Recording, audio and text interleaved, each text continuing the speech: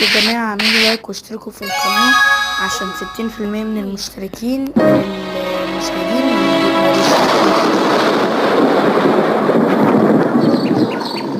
ده محل بيتزا قدامي ده ولا ايه؟ محل البيتزا بتاعه.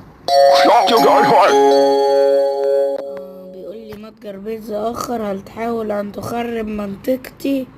هل تعرف الرقم ما تفعله؟ ايوه. كذلك بلغني يا صاح، دعنا نراك على الأقل تصنع بيتزا بالجبنة عادية جدا، فقط 6 شرب صلصة وجبنة.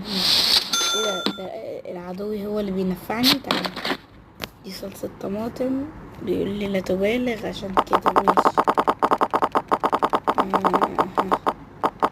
بس اعمل نفس الشيء في الجبنة. ماشي.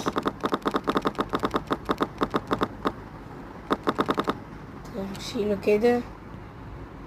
ايه، لا انا مش عاوزة اصرف.